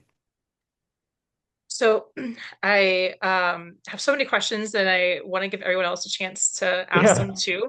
And if you guys are coming up short, then don't worry. We're going to fill our last 30 minutes with my questions. But I am going to make you all wait for me to ask Sam one more of my questions before I open up the floor. And and that is, Sam, I know that you are not a fan of AI, but I would like for you to try to steel man an optimistic prediction for how artificial intelligence will impact literature. Yeah, sorry, I just turned off my video to get a glass of water. Um, Yeah, so I had a debate with Henry Oliver, who's a kind of a cool guy. Oh, Sam, thank you. Sorry, thank you for joining. Yeah, thank you so much for being here. Um, and Henry Oliver is like a very classically minded, right? Honestly, he's somebody I would have been surprised if he only had a flip phone. That wouldn't have surprised me. But he was coming up with the argument for AI, and I think did a good job of it. I mean, his argument is basically like it's the future. Technology is moving forward. Get with it. I mean, it's all the same stuff that I'm saying about the internet. So it sort of stands to reason that you would think that about AI, and. And he was arguing that a lot of the greats were dealing with these kind of new forms. Charles Dickens was dealing with was adapting to these kind of a publishing revolution that was happening in his time. At some point or other about Jane Austen. So I mean that's a steel man. Like it's a strong argument. AI is the thing, and we have to adapt to it. Um, I kind of think AI may do something like very interesting in cinema and film. Um, I'm a little surprised that it hasn't happened yet, but I'm a little bit down for that. Like, I mean, making a film right now is incredibly difficult. Like, I worked in it for years, and I mean, it's stupidly expensive. You need all these people doing different things, and at the end of the day, it really is just like an editor sitting in a windowless room, putting all this stuff together. And just sort of the idea that AI can serve as this kind of democratizing thing where somebody sits around in their basement and makes a whole film, by themselves. Like to me, you know, it's hard for me to argue with that. Like that's pretty Yeah, exciting. I've been thinking about that too, that film could become a lot more like painting. I love film, but I think one of the reasons I was more attracted to going into drawing and painting is I like that solitary control freak. Like this is mine, and I am crafting it. And there's something very different. You don't have an editor come in and start telling you what to do with your painting. The gallerists and the curators can later come in and pick which ones they like, but they don't get a hand in the creation the way that if you're a filmmaker, you do. I recently discovered John Ford, and it's kind of insane because he's one of the most celebrated directors of all time. And I was familiar with his films as John Wayne films, but I didn't realize that there's this great auteur behind them. And I'm recently kind of having this really unsettling experience of recognizing that this artist shaped me and I didn't even know who he was. And I won't get into all of that, but he's on my mind. And also to your point about editing, something I read about him recently is he would film so little so that the editors didn't have anything to work with and they just kind of had to work with the cut that he gave them, which I thought was really funny. Um But yeah, someone who wants to approach film just as that singular artist, a singular auteur, seems like AI is going to enable that, and cinema could be just like painting in a lot of ways. Yeah, right. Uh, I assume there's a moment. This when ChatGPT and DALL-E and these things first came out. This is what I thought was going to happen. Like by now, was that you'd be able to bring back the dead, basically. That you'd be able to edit in a way where you can have, Marilyn Monroe appearing with Jennifer Lawrence, and it's like, oh, like that's pretty interesting. Like just the possibility of having that is exciting. Um, right. So that's the Steelman argument for AI. The argument against is I think it's just not very good. Um, like there was a point when I don't know, I was trying to put my I was asking AI for my suggestions on a story or asking it to rewrite a story I'd written, and it's just not good.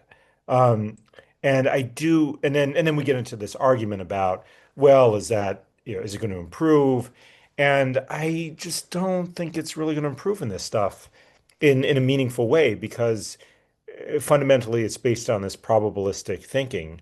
And um, and that's not what I read for. Like the kind of silly example of it is it's like if I ask AI to generate my diary, it would generate a diary, but and it would do, I'm sure, a perfectly good job of that. But what would be the value of that? Like the point of a diary is that it's like, it's my autofiction. It's like it's my experience of a given day. And so there's a meaning in that and there's a value in that. And AI, like how can it possibly write somebody's diary better than they can do it themselves? And so just to extrapolate from that, um, it's like if I'm writing a novel, I'm writing something that's true for me. Like it's true for my experience of the world. And I'm reading in that way too. Like I don't really care if it's fundamentally the value isn't whether it's good or not good. The value is whether it's honest and authentic, and AI can't hit that. Um, so it's like it doesn't really do the thing that you're showing up for with literature. So what's helpful for me with the AI discourse is to frame, and in terms of kind of the existential threat of AI, is to frame what's value about literature in that way. And I think painting was dealing this with photography in the 19th century and has been dealing with it ever since then. That it's like, okay, like photography can do the mimetic thing, but there's something we love about painting and we don't want to give it up. So what is that? And what painters figured out very intelligently is that it has to do with subjectivity. It's not, it's not when Monet is looking at was the Rouen Cathedral, he's not drawing Rouen Cathedral. It's him looking at it. It's different every time. And if Picasso is drawing his girlfriend and her nose is on the side of her face, that's how Picasso sees her. And I think painters really figured out uh, that there's kind of a different way of looking at this stuff. So writing in a way has a little bit less of a challenge because we can always fall back kind of on our own authentic experience to deal with the AI threat. So I'm not that worried about it in some sense. I just think it's not really very good. I haven't read an AI piece that I'm at all interested in. Um, So the anti your anti AI take is also kind of an optimistic take of there's no crisis. Um, either it can help us do Oh. something interesting with cinema, or it's not going to really hurt us. Or do you think that the fear of it hurting us, similar to how I think it was totally unnecessary for artists to have this existential crisis about photography, that do you think there's going to be this great unnecessary crisis, like a sort of self-fulfilling prophecy that's going to happen with AI in literature? Yeah, there is going to be a self-fulfilling prophecy because AI, it's not so much a problem with AI, it's more a problem with kind of corporate greed and human stupidity, which is a pretty lethal combination. Um, AI just has this whole like Mary Kay quality built into it, which is that kind of the more you do of it, the more integrated you become, and it's I think really permeating the society so that even though the utility of it is pretty limited. Like, at the point when I had one of the chatbots on my phone, like I couldn't figure out for the life of me what to use it for. Like it just didn't seem very helpful. But it's like, once you kind of get used to it, it starts to change it, and there's just so much money being poured into this. Everybody's come to believe that AI is the future, and so exactly it becomes a self-fulfilling prophecy. Um, and and then money starts going into like, oh, like, make, some grant to use AI for your art, and then people start to give like maybe writing prizes for AI art. So this stuff, it probably is going to be there. Um, I mean, the counter revolution to it, I think, has been. I've been happy about the strength of the counter revolution, like within the last year or so. Actually, even within the last few months, I think a lot of people have kind of come around to being like, like we're kind of wasting our time with this stuff. Um, so I'd be perfectly happy if it just goes away. I don't think it's going to. I think we're going to deal with this AI saturation for a while. Um, but I've made I'm pretty at peace with my position. My position is, I don't need this stuff.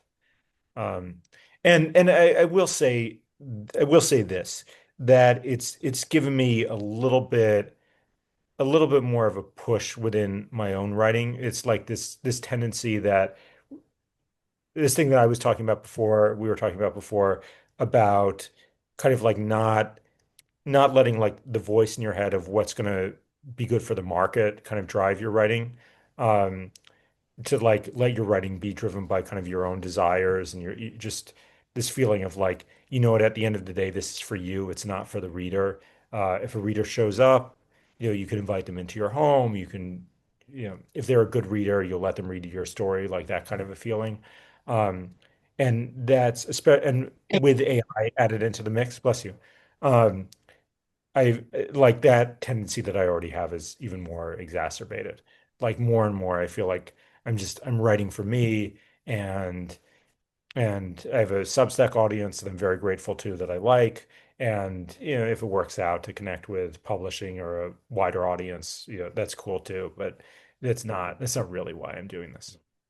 I'm becoming more and more kind of like purist about that. It's a good thing I'm Yeah, suddenly getting bless a you. coughing fit. Right when I'm done talking, you guys Yeah, unmute yeah. yourselves. Sorry. Ask your Should questions while I cough up my lung over here. I? Do you need me to cover it for you, Megan? Should I fill up? Should I babble? No, no, no. Everyone else, your turn to babble. Okay. Um, first of all, thanks. This is really fantastic. And I could, as you can tell from my just dumping everything into chat, I mean, this is like a really exciting. And so I'm going to try not to talk too much, but I I'm appreciate curious it. just about sort of like two things. When you mentioned sort of the expat, idea, that like really resonated with me. Like, yeah, maybe more writers should go live overseas and write from there. And then I guess related, or I mean, I've been working on this idea I'm calling, the Brooklynification of everything. It's like all hot takes, Yeah. emanate either from or in reaction to Brooklyn.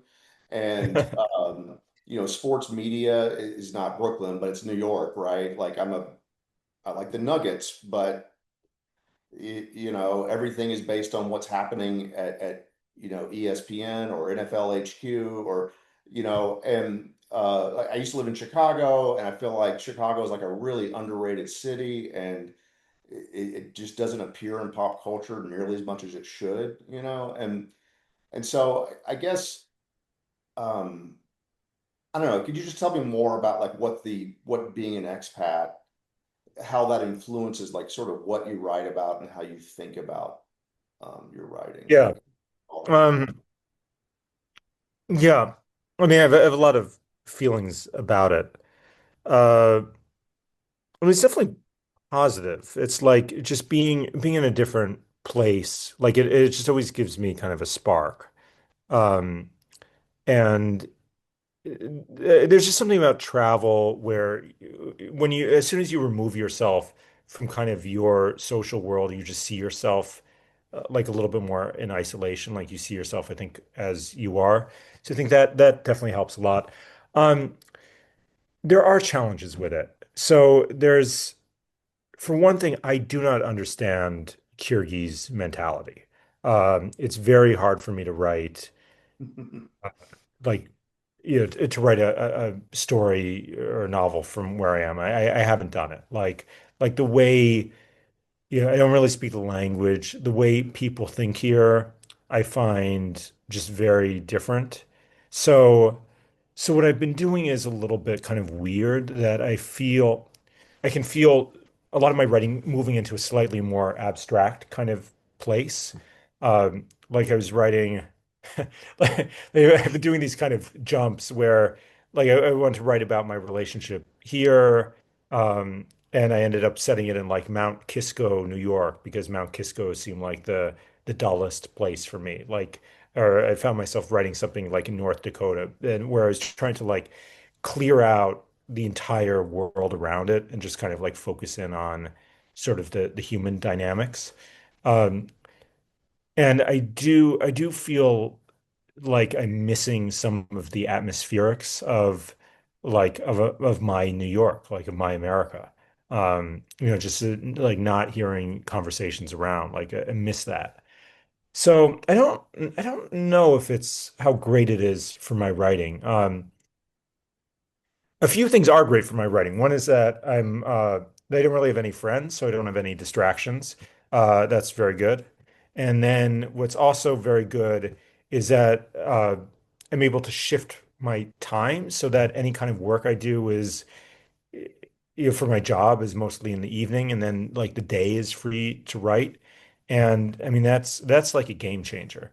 Um, because I used to basically do my writing by like stealing time in my office and like, hiding it from my boss. Like that, I mean, that was my writing life. So just being able to commit to that and concentrate on that, like, I mean, these things I think matter more than anything else, really. Just like the amount of time you put into it, the kind of commitment you have to it. Um, but you said a few other interesting things.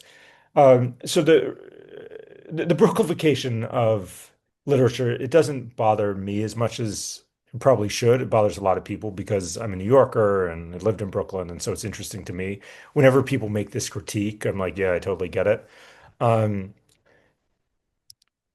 um, I do, I have had this feeling that like the lives of hipsters are important. I spent a lot of time just kind of like trying to write my way into that because there is this feeling of like a homogenized global culture that I kind of felt like writing about the people I knew living in Brooklyn, even if it was provincial in some way, um, it also kind of like everybody in a way is the same, like everybody's online the same amount, everybody's kind of interacting with each other.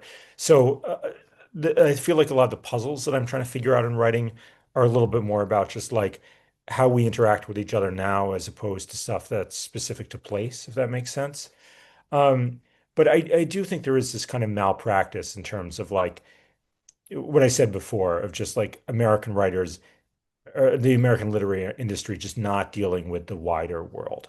Like, and that's more of like a geopolitical point. We're not thinking seriously about what it means to be an empire. We're not thinking seriously about kind of our global responsibilities. And and I and so it upsets me. Like if I read the prize-winning books, I'm usually like, oh, like this is really small stuff. I mean, Joyce Carol Oates had this kind of viral tweet where she wrote, like, I grew up with, Michener and Philip Roth and all these people. I don't know if she said Philip Roth, but people who were like, they were thinking on a big scale. Like there was a point in time when a novel meant you were trying to figure out the world. And and then she says, and right now it's all these like one little husks of autofiction. It's all this stuff about people in their MFA programs. And that's a problem. Like that just means just like diminishing of ambition and people just within their own little bubble. It means literature's losing a lot of its ambition. And and so I really am trying to fight that, and I'm trying to fight that in my own writing, and then also looking for people who are thinking on a bigger scale, who are writing on a bigger scale. I like your shirt a lot, by the way. It's very cool. Oh, thanks. Just the expat angle. It's not quite the same. It's not, he doesn't write fiction, but Peter Hessler, I don't know if you've read any of his stuff, but he writes occasionally for the New Yorker, but he lived in China in the Yeah, 90s and then he went back right before the pandemic. And so he's written he wrote a book called Rivertown in the 90s, which is just about when he was yeah, in the Peace Corps. And it was a little bit of a fish out of water, but also just about, he's trying to learn Chinese so he can speak it fluently. And it's about how he had two personas, the wannabe writer and also this kind of dumb guy, who could barely ask yeah, questions. And yeah, that yeah. goes really well. So Yeah. I think Yash might have interviewed him for Persuasion recently. Like, I've kind of bumped into him. Yeah, I mean, one thing that's going on with me that I think is interesting is that I do feel like I'm losing kind of an American identity. Like I'm developing an identity as like I don't know what I am at this point. Like a cosmopolitan or a globalist or an expat or something. And I have a family. I mean, my child was just born. I don't know what his like ethnicity is. I have no idea. I have no idea what his life is going to be. And so it's like.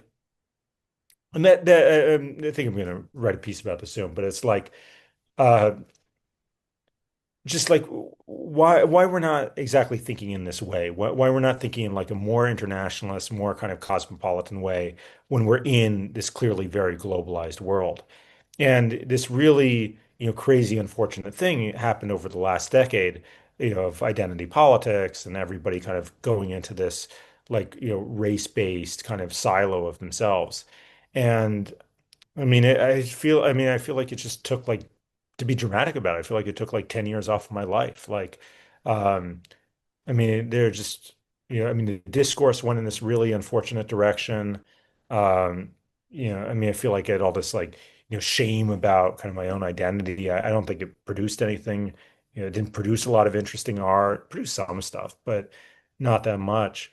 And so I'm just done with it. I want to go and I want to do something else. And so, Substack showing up in my life in 2022 was exciting. This feeling of like, this sort of like digital freedom is exciting.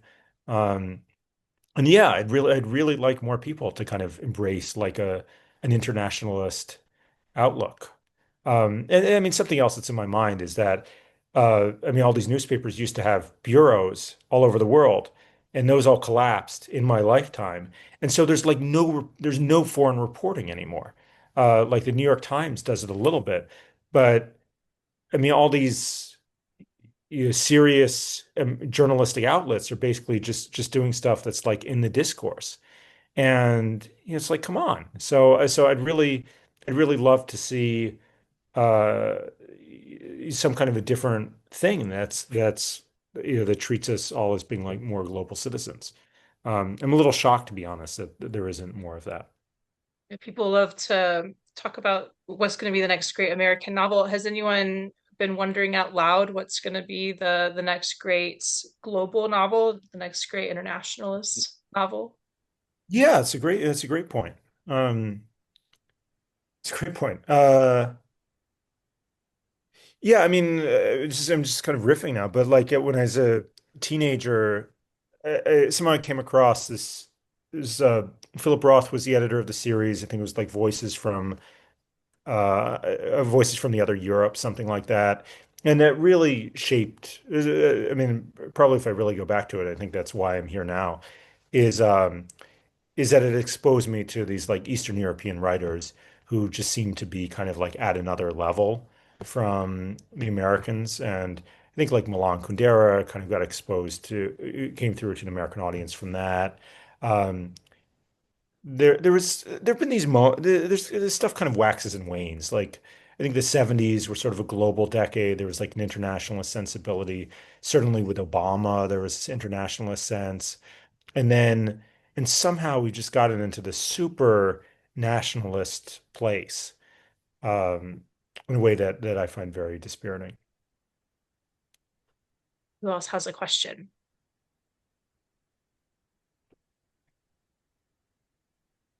I'll just, I mean, if no one else is going to say anything, I'll throw out, I mean, I've been reading um, somewhat consciously, trying to read stuff from before about 2005, um, pre-smartphone, basically. Yeah. And uh, like one writer I've discovered recently that I just cannot get enough of is Alan First. He wrote a bunch of spy novels set in World War II, and he's American. He grew up in America, but he lived in Europe for quite a while. But now I think he lives on Long Island, and um, I guess it's not exactly internationalist because there's not a lot of Americans in his books, but it captures. I mean, he's a great writer, but he really captures like how much history there is in Europe, just with very subtle, small details, and also how differentiated each part of Europe is. So, like, Bulgarians don't like Romanians, they think they're stuck up. Romanians don't like Bulgarians, they think they're a bunch of country bumpkins. There's lots of like, just like stuff like that that like I never knew and would never have known um, had I not read this book. So it's not internationalist exactly, I guess, but it does sort of like show you that wow, Europe has been dealing with this whole borders thing for a long time, and it shows up just everywhere. And I just can't recommend his books enough. Yeah, I met him once, but I should I haven't read his books. I should read them.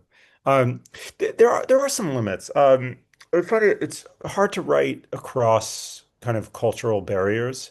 Like as much as I would like to, I think it's hard it's hard to write characters who are from, kind of don't speak your language. I've definitely been bumping up against that in my fiction.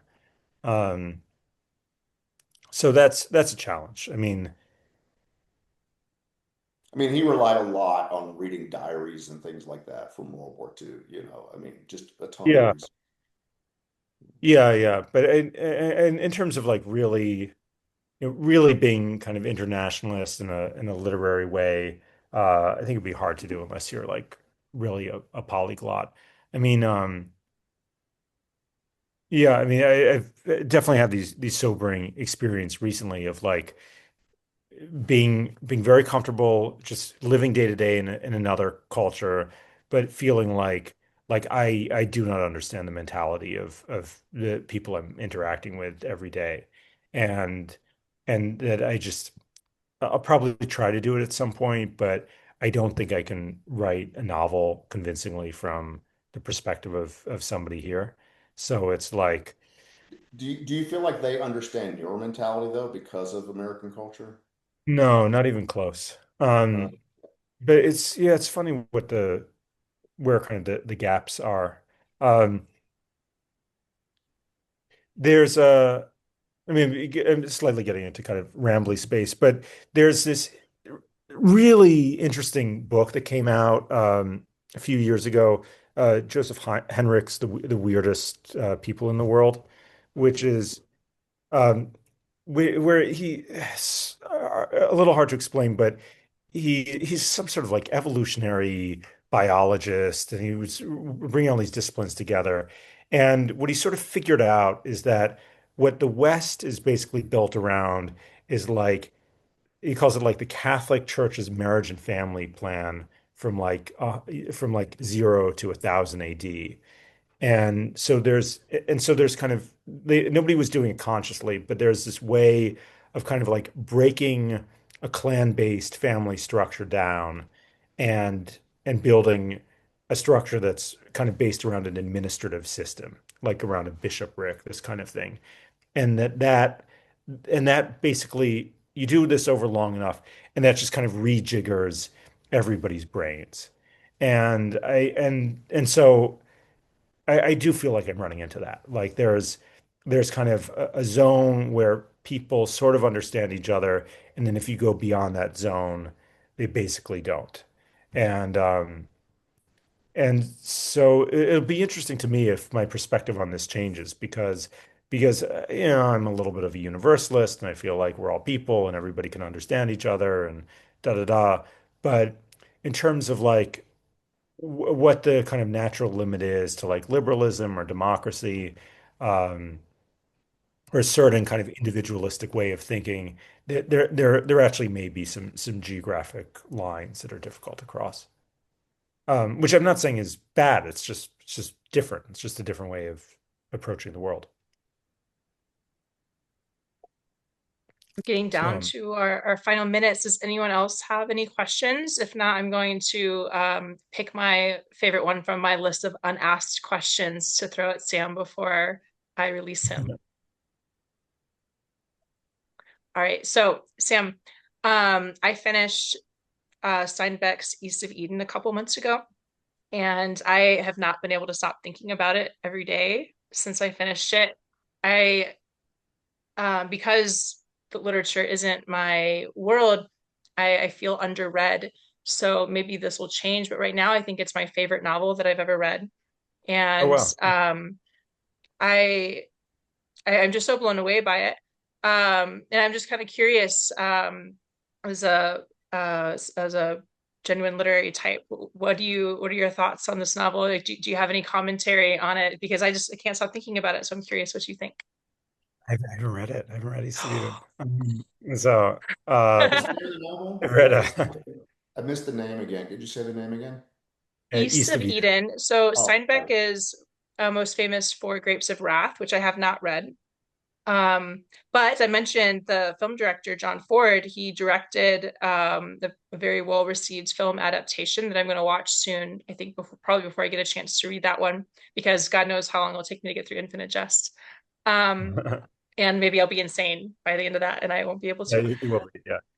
um, but uh, I guess if you don't want any kind of spoiler bow out now, but it's essentially a retelling of the Cain and Abel story, and in doing so, I think offers a portrait of the tragedy of the human condition that that's what I can't stop thinking about it, is the way it depicts the human condition. And the character who's our stand-in for Cain is incredibly sympathetic. So it's not a Manichaean morality tale, and it's a beautiful story. So I won't give away any more than that, other than I've been recommending this to everyone who hasn't had a chance to read it yet, because it's I feel like it changed me as a person, and it was just really incredible experience with literature. Um, yeah, well, it's embarrassing. I haven't read it. I read Grapes of Wrath. I think I listened to it on a an audiobook, like a long drive. Uh, I mean, he's a great writer. He's a really great writer. And yeah, I mean, if we're talking about kind of like the American literary moment, um, people aren't really doing that. People aren't really writing with that kind of ambition. Um, I mean, something like Grapes of Wrath is like it's a replicable experience, actually. Like you know, there's something he knew. There was a social event going on. He knew these kinds of people. He identified it, and he built a realistic novel around that, and he wrote it beautifully. And it's not built around like literary pyrotechnics. It's not doing anything experimental. It's rooted in the world, and he's just doing that on a very ambitious scale. Why there aren't more books like that right now? Uh, I don't know. There should be. I don't think there's exactly an appetite, like a publishing appetite for it. Um, I think like The Wire, that the show is probably the most Steinbeckian thing. I mean, to be honest, I love The when we Wire. talk It about was great. The Wire is amazing. I mean, really a big thing that is going on now that we shouldn't underestimate is that if you're a talented writer and you're young, you're ambitious. Basically, you go into Hollywood and you try to be a screenwriter. And so Mm. a lot of the good writers are doing TV shows, and TV shows are a lot of them are really amazingly good. So um, things like The Wire and Mad Men, like the writing there is better than than what's coming out of literature. I'm kind of a purist. I believe in the novel. I believe in literature. I think it should be more central than film, really. And so I kind of want to fight for that scale. I don't see the army assembled to kind of fight for it. I would like there to be. I would like people to be just more ambitious, to be kind of doing what somebody like Steinbeck w was doing. I mean, there's some challenges in subject matter with I mean, I'm not sure how much we have events that have that kind of like earthiness of Grapes of Wrath or probably East of Eden. Um, I mean, just our lives are different from that. Like our lives are more in digital space. So, how do you do an epic in digital space is a little bit harder to think about. Like, Foster Wallace may well have figured it out. Um, but yeah, but I think Steinbeck, he was like set himself the right kind of problems. He's like, I'm going to write the most ambitious possible novel that I can about my time, and and this is an event, the Dust Bowl, that I feel is worthy of me, and I'm going to try to tackle it with everything I've got, and that's the right way of thinking. But in order to do that, you need ambitious writers and good writers, and you need a publishing industry that's kind of, willing to put out, 500 pages of serious literature, which you're not really willing to do. And so we're missing a lot of those ingredients right now. The Wire, they managed to do it in The Wire, but not really in literature. Well, on that bittersweet notes, thank you so much, Sam, for teaching us about the state of American literature today. Thank you all so much for coming and listening so attentively and your questions.